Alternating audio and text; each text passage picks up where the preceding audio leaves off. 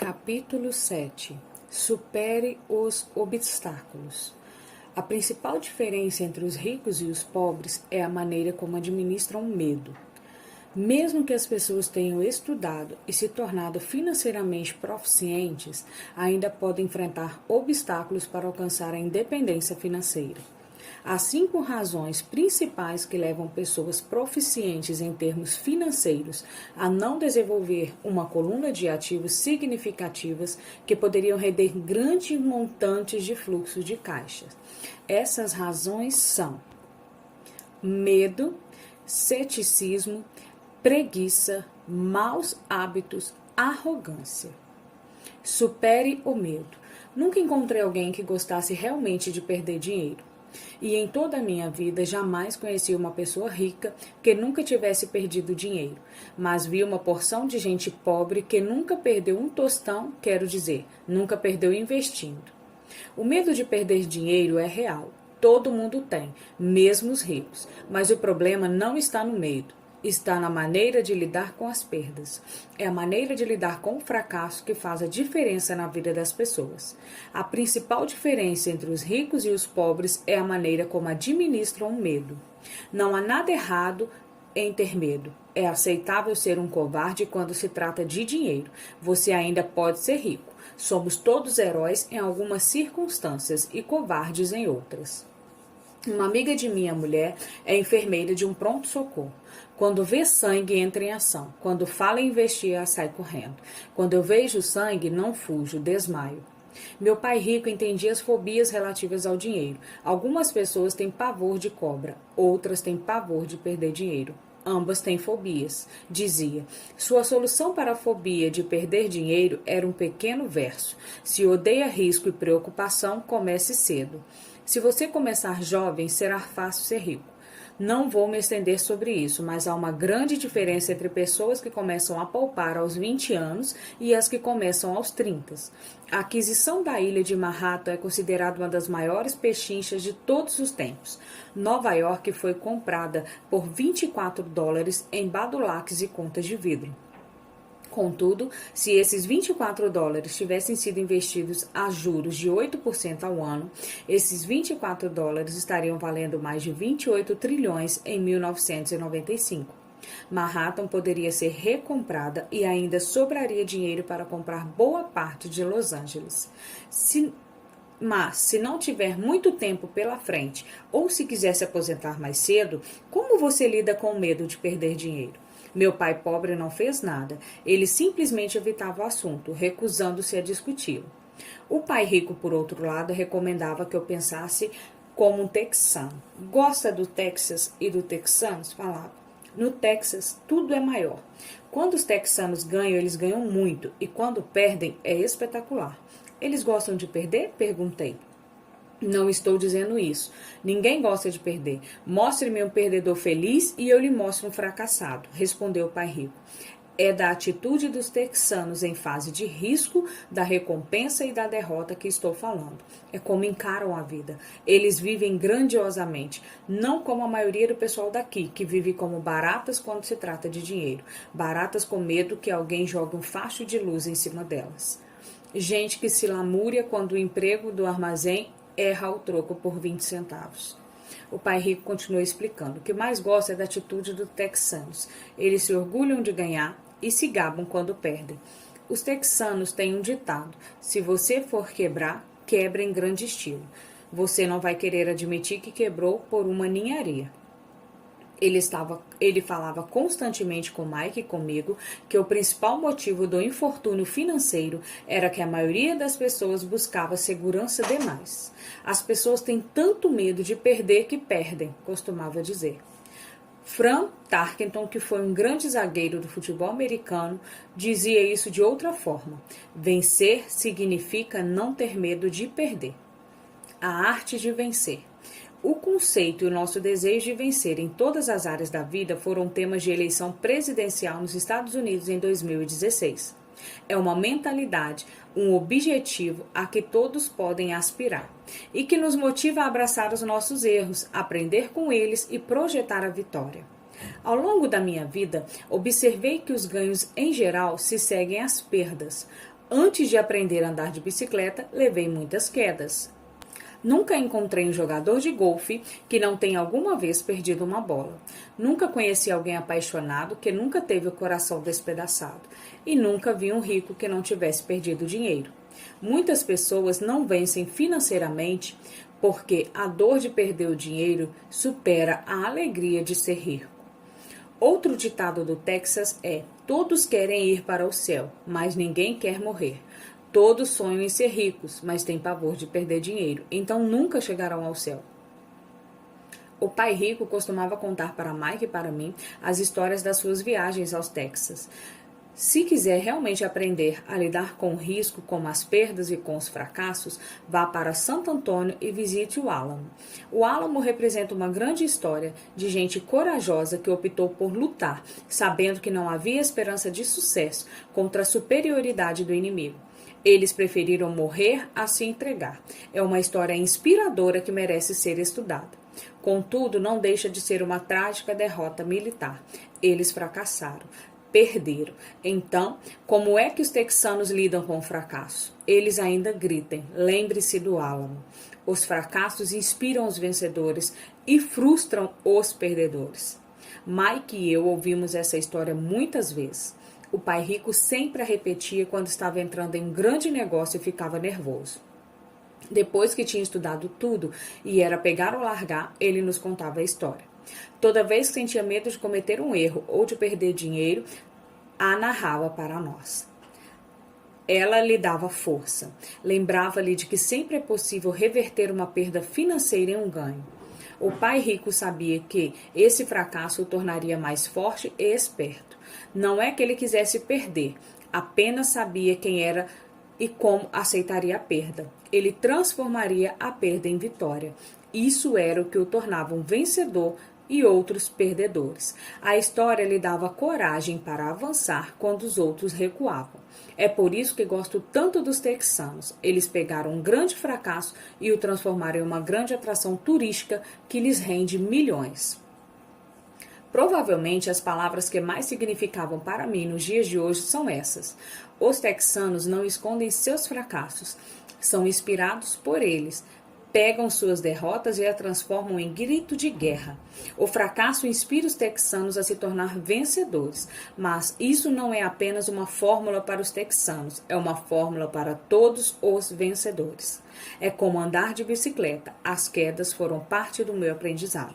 Lembro que elas aumentavam a minha determinação para aprender, não diminuíam. Também diz que nunca encontrei um jogador de golfe que nunca tivesse perdido uma bola.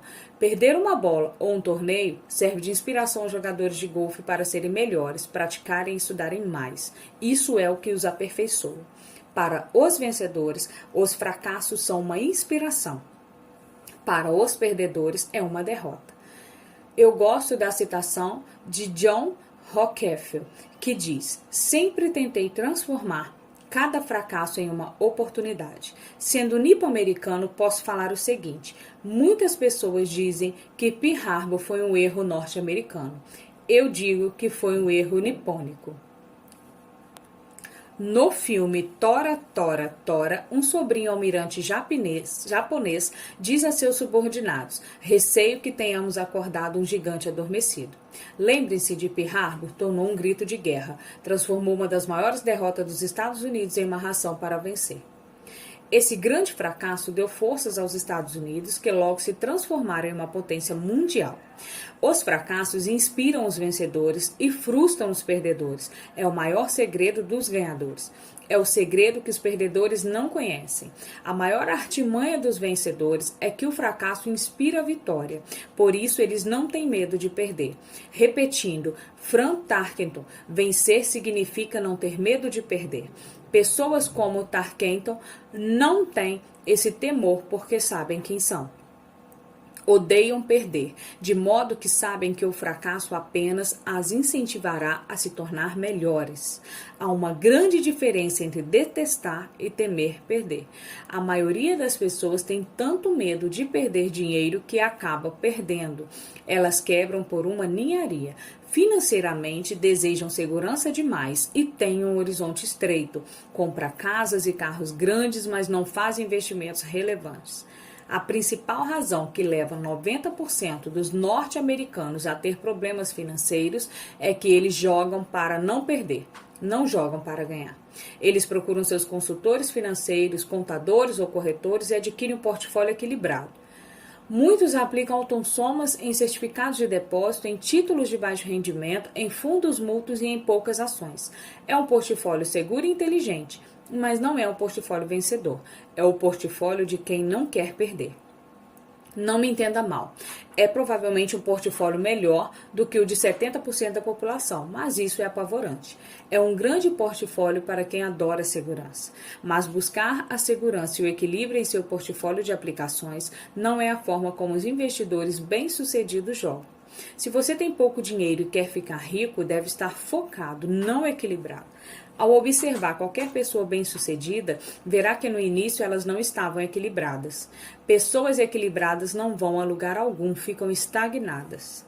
Para progredir, é preciso no início de algum equilíbrio. Basta ver como se chega longe apenas caminhando.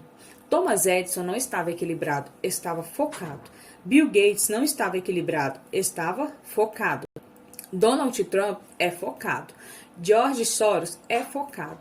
George Patton não distribuiu seus tanques por uma área ampla. Ele sufocou e arrasou os pontos fracos da linha alemã. Os franceses se espalharam pela linha Maginot e você sabe o que aconteceu com eles. Se deseja ser rico, você deve ter foco. Não fazer o que fazem os pobres e a classe média. Apostam todas as suas fichas. Aposte aos poucos e pense em foco. Fomentar o sucesso criando oportunidades. Se odeia perder, procure a segurança. Se perder o enfraquece, procure a segurança. Encontre aplicações equilibradas. Se você tem mais de 25 anos e está apavorado em assumir riscos, não mude. Procure a segurança, mas comece cedo. Comece a formar suas poupanças cedo, porque vai levar tempo. Se você tem sonhos de independência, a primeira coisa a se perguntar é: qual é a minha reação ante o fracasso? Se o fracasso o inspirar a ganhar, talvez você deva seguir adiante, mas só talvez. Se o enfraquece ou leva ao desespero, como os garotos mimados que correm ao advogado para processar alguém toda vez que as coisas não saem do seu jeito, então procure a segurança. Fique com seu emprego. Não compre títulos ou fundos mútuos, mas lembre-se de que esses instrumentos financeiros também têm seus riscos, mesmo sendo mais seguros. Digo tudo isso citando os texanos e Frank Tarkenton, porque aumentar a coluna de ativos é fácil. É realmente um jogo que não exige grandes atitudes. Não exige muita instrução.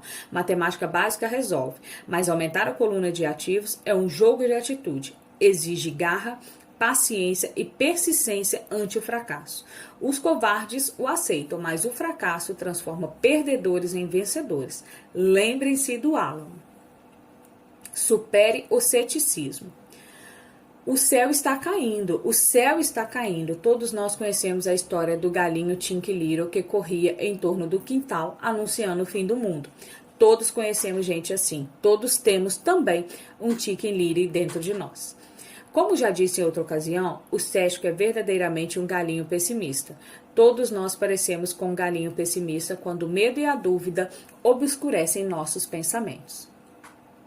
Erros são oportunidades de aprendizado. A escola nos condiciona a evitar os erros e pune os alunos que os cometem. No mundo real, aprendi que os erros, se reconhecidos, avaliados e usados como uma ferramenta para tomar decisões melhores no futuro, são inestimáveis. Um pouco de medo é saudável, mas não devemos viver com medo de errar. Os medos são coisas boas, se encontrarmos a lição em cada fracasso. Todos nós temos dúvidas. Não sou inteligente, não sou tão bom assim, fulano é melhor do que eu. Nossas dúvidas muitas vezes nos paralisam. Jogamos o jogo do e se? E se a economia entrar em colapso logo depois de eu fazer o investimento? E se eu me descontrolar e não conseguir pagar as dívidas? E se as coisas não funcionarem como planejado?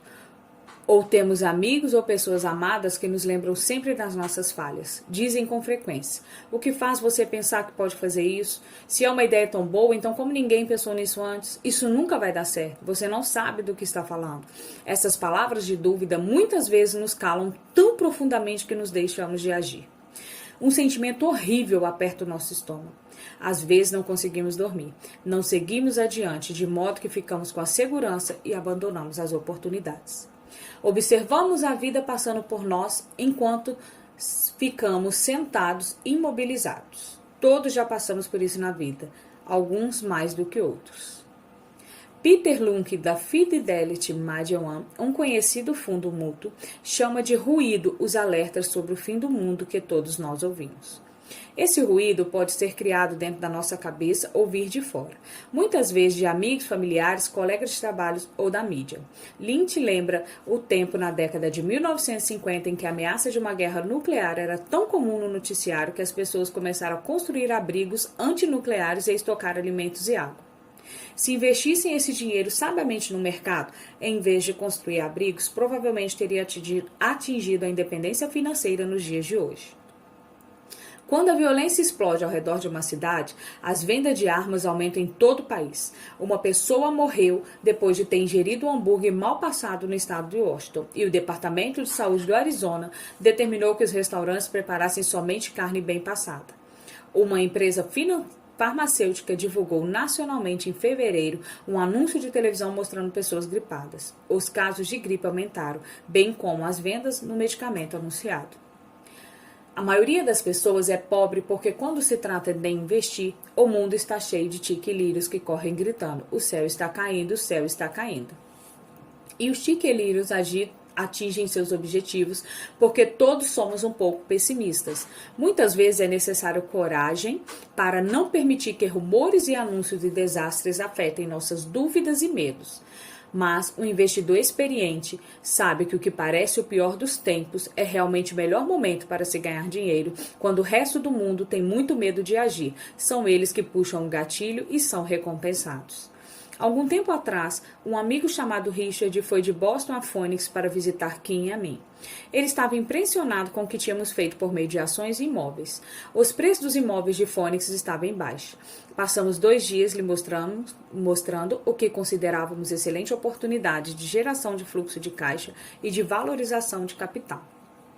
Na verdade, Kim e eu não somos corretores imobiliários, somos apenas investidores. Depois de identificar uma unidade em um condomínio, chamamos o corretor que a vendeu para Richard naquela mesma tarde.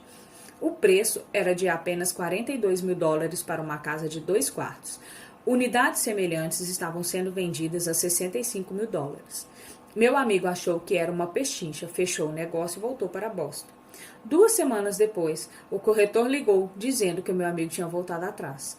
Liguei imediatamente para ele a fim de saber o que ocorrera. Tudo o que ele disse foi que falou com um vizinho e este lhe disse que era um mau negócio. O preço era alto demais. Perguntei a Richard se o vizinho era um investidor. Richard respondeu que não. Quando eu lhe perguntei por que então lhe dava ouvidos, meu amigo partiu para a defensiva e simplesmente disse que preferiria procurar um pouco mais. O mercado imobiliário de Phoenix se recuperou e por volta de 1994 aquela pequena unidade estava sendo alugada por $1.000 mensais, 2,5 mil nos meses de inverno.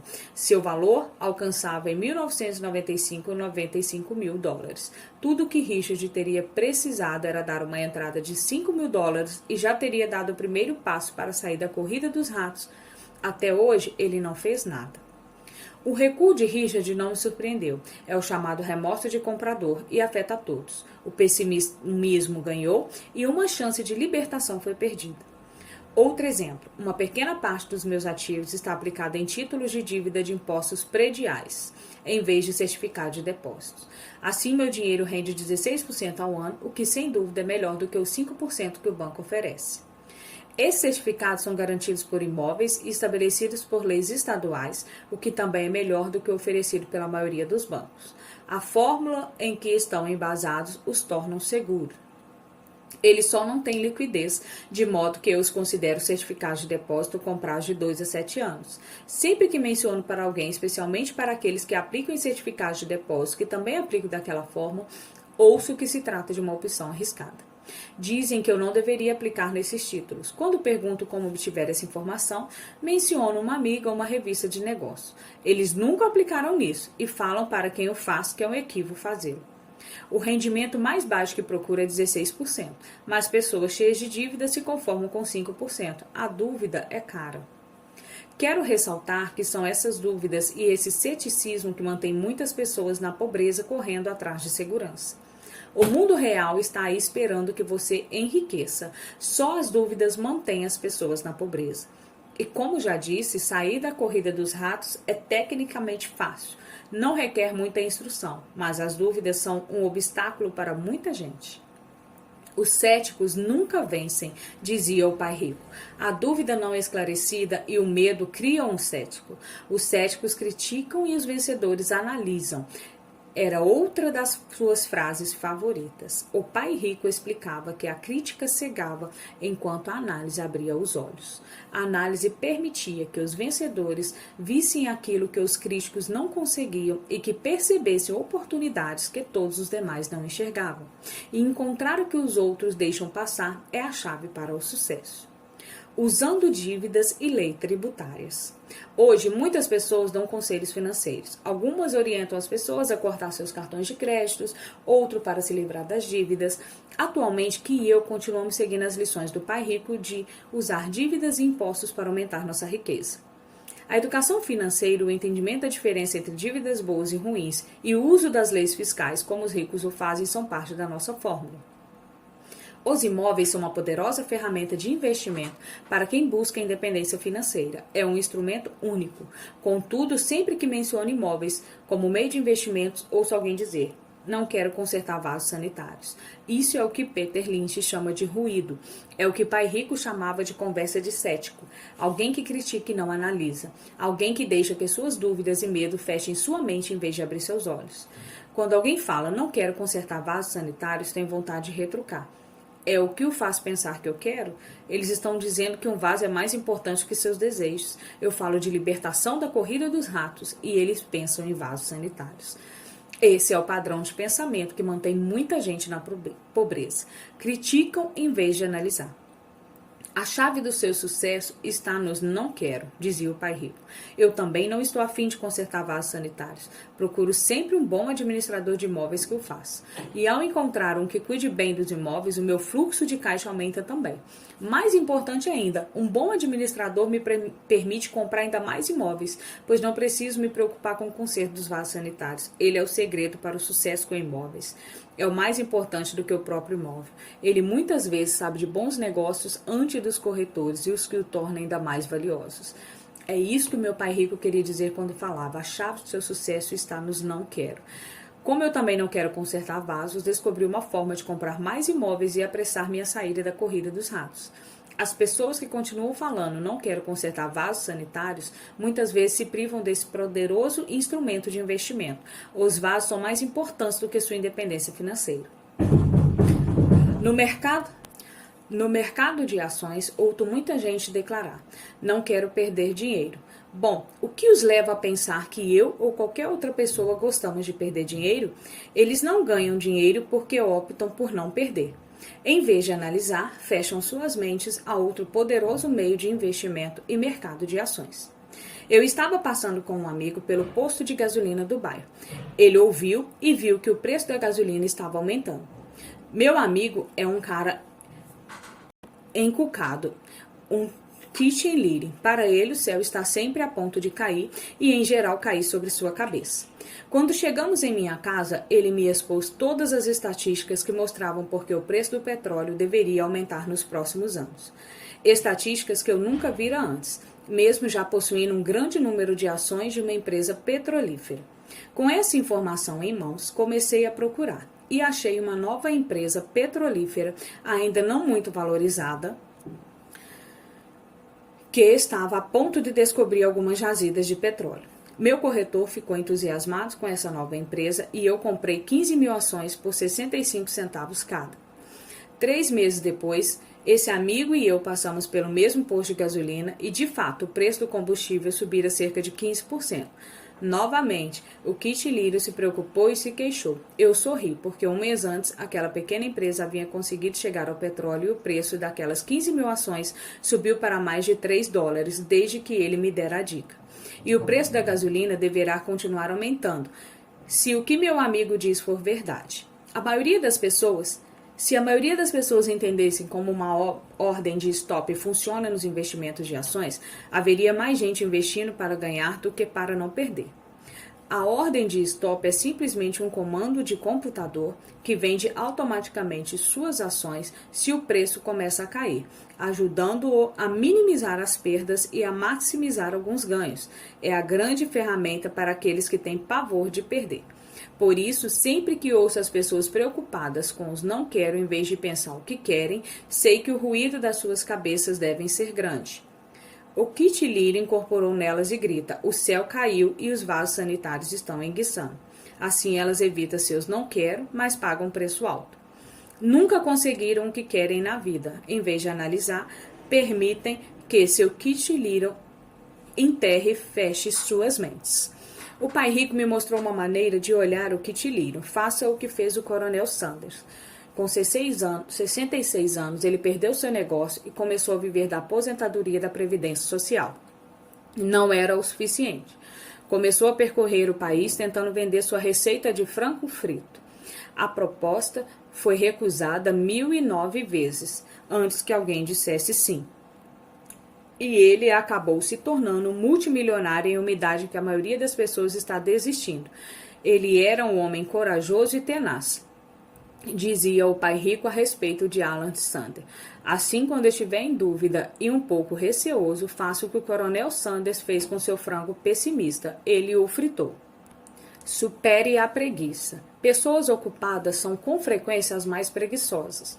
Todos nós conhecemos histórias do homem de negócios que trabalha arduamente para ganhar dinheiro. Ele se esforça para ser um bom provedor para a sua família. Passa longas horas no escritório e leva trabalho para casa nos fins de semana. Um dia, ao chegar em casa, encontra-a vazia. Sua esposa foi embora com as crianças. Ele sabia que estava tendo problemas com a esposa, mas em vez de se esforçar para fortalecer a relação, se dedicou ao trabalho. Desiludido, seu desempenho no emprego declina e ele é demitido. Hoje em dia, encontro frequentemente gente muito ocupada para cuidar da sua riqueza, e há pessoas muito ocupadas para cuidar da própria saúde. A causa é a mesma. Estão ocupadas e continuam ocupadas como forma de evitar algo que não desejam enfrentar. Ninguém precisa lhes dizer isso. No seu íntimo elas sabem. Na verdade, quando alguém tenta lhes falar sobre o assunto, essas pessoas muitas vezes respondem com raiva ou irritação. Se não estão ocupadas com o trabalho ou com as crianças, muitas vezes estão ocupadas assistindo a televisão, jogando golfe ou fazendo compras. Contudo, lá no fundo, sabem que estão fugindo de algo importante. Essa é a forma mais comum de ócio, a preguiça de agir transformada em ocupação constante. Qual é a cura para a preguiça? A resposta é um pouco de ambição. Muitos de nós fomos educados pensando que a ambição ou a ganância são ruins. Pessoas gananciosas são más, dizia a minha mãe. Contudo, todos nós temos o desejo de possuir coisas belas, novas ou empolgantes. Para manter essa emoção do desejo sob controle, muitas vezes os pais encontram formas de suprir esse sentimento como culpa. Você só pensa em você mesmo, não sabe que tem irmãos ou irmãs? Era uma das frases favoritas da minha mãe. Ou, você quer que eu compre o que para você? Repetia meu pai. Pensa que fabricamos dinheiro, que dinheiro dá em árvore? Você sabe que não somos ricos. Não eram tantas palavras, mas o sentimento de culpa que as acompanhava que me deixava possesso. O pai rico acreditava que as palavras "não posso arcar com isso" fecham seu cérebro. Já "como posso fazê-lo" cria possibilidades, obstinação e sonhos. O reverso da criação desse sentimento de culpa era: sacrifico minha vida para lhe comprar isso. Estou comprando para você porque nunca tive coisas assim quando criança. Tenho um vizinho que está totalmente falido, mas que não consegue colocar o carro na sua garagem. A garagem está cheia dos brinquedos das crianças. Esses garotos mimados têm tudo o que sonham. Não quero que saibam que é passar necessidade, dizia o pai. Ele não tem um tostão guardado para mandar os filhos para a universidade ou para ele mesmo se aposentar, mas seus filhos têm todos os brinquedos possíveis. Recentemente recebeu pelo correio um novo cartão de crédito e levou os filhos para conhecer Las Vegas. Faço isso pelos garotos, diz com ar de profunda abnegação. O pai rico proibia que se dissesse "não posso comprar". Na casa da minha família de verdade, escutava isso a toda hora. Já o pai rico queria que seus filhos dissessem: como posso comprar isso? O pai rico acreditava que as palavras não posso arcar com isso fecham seu cérebro. Já como posso fazê-lo cria possibilidades, obstinação e sonhos. Obriga você a pensar e buscar alternativas. Mas, mais importante do que isso, ele considerava que não posso comprar é uma mentira, e a nossa alma sabe disso. O espírito humano é poderoso, muito poderoso, dizia. Quando sua mente preguiçosa repete, não posso comprar, uma guerra se estabelece dentro de você. Seu espírito se enfurece, sua mente preguiçosa deve defender a mentira dita. O espírito grita, vamos para a academia fazer exercícios. E a mente preguiçosa responde, estou cansada, trabalhei muito hoje. E o espírito diz, estou cansado de ser pobre, vamos sair daqui e enriquecer.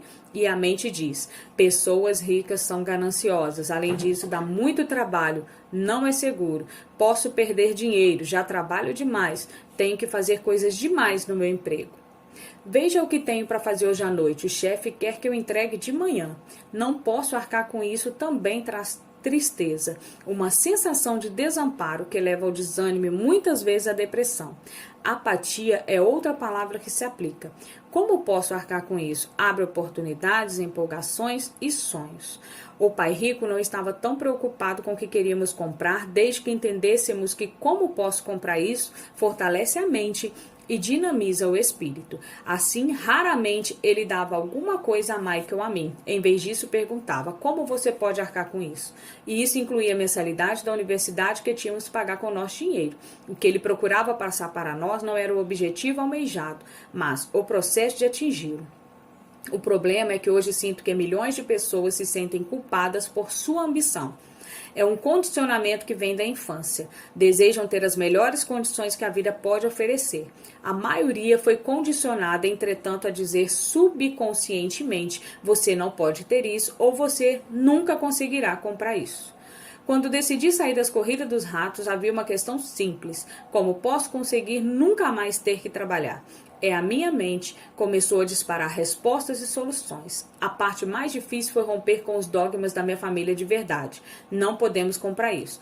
Pare de pensar só em você, ou porque você não pensa nos outros. E outras expressões parecidas que se destinavam a criar culpa e suprimir a minha ambição.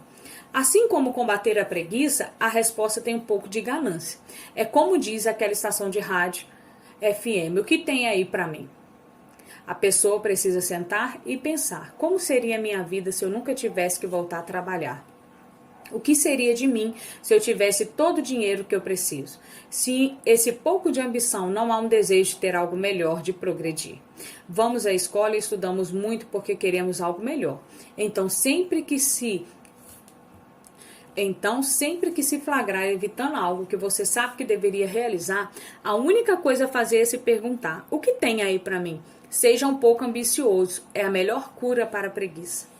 Contudo, ambição demais, como todo exagero, não é bom. Mas lembre-se do que Michael Douglas falava no filme Wall Street, poder e cobiça, a ambição é boa. O pai rico falava de forma diferente. A culpa é pior do que a ambição, pois a culpa nos rouba a alma. E para mim, quem falou melhor foi Eleanor Roosevelt. Faça o que seu coração acha certo. De qualquer forma, você será criticado. Fazendo ou não, você estará perdido. Supere maus hábitos. As nossas vidas são mais um reflexo dos nossos hábitos do que da nossa educação. Depois de ver o filme Conan o Bárbaro, protagonizado por Arnold Schwarzenegger, um amigo falou: queria ter o corpo de Schwarzenegger. A maioria dos caras concorda. Ouvi dizer que antes ele era magro e fracote, acrescentou outro amigo. Também já ouvi isso, reforçou outro. Dizem que ele malha todos os dias na academia. Aposto que sim. O quê? Exclamou o debochado do grupo. Aposto que é assim de nascença. Vamos mudar esse assunto e tomar umas cervejas. Esse é um exemplo de comportamento controlado pelos hábitos. Lembro-me de fazer perguntas ao pai rico sobre os hábitos dos ricos. Em vez de dar uma resposta direta, ele tentou ensinar pelo exemplo como costumava fazer. Quando seu pai paga as contas dele? Perguntou o pai rico. No início do mês, respondi. E sobra alguma coisa? Prosseguiu o pai rico. Pouco, falei. É por isso que ele tem dificuldades, falou o pai rico. Ele tem maus hábitos. Seu pai paga todos os outros primeiro. Ele paga a si mesmo por último, mas só se sobrar alguma coisa. O que em geral não acontece, comentei, mas ele tem que pagar as contas, não tem? O senhor está dizendo que ele não deveria pagá-las? Claro que não, disse o pai rico. Acredito firmemente em pagar minhas contas no prazo, só que eu pago a mim mesmo em primeiro lugar, mesmo antes de pagar ao governo. Mas o que acontece se o dinheiro não for suficiente? Retruquei. O que o senhor faz então? A mesma coisa, prosseguiu o pai rico. Primeiro pago a mim mesmo. Mesmo se tiver pouco dinheiro, minha coluna de ativos é muito mais importante para mim do que o governo. Mas, continuei, eles não vão atrás do senhor? Sim, se eu não pagar, disse o pai rico. Olhe, não estou falando para não pagar, só que eu pago a mim mesmo primeiro, mesmo quando tenho pouco dinheiro. Mas como consegue isso? Retruquei. A questão não é como, a questão é por quê, replicou o pai rico. Ok, por quê? Perguntei. Motivação, falou o pai rico. Quem reclamará mais se eu não pagar? Eu ou os meus credores? Sem dúvida, os credores gritarão mais alto. Respondi a pergunta óbvia. O senhor não faria nada se não pagasse a si próprio.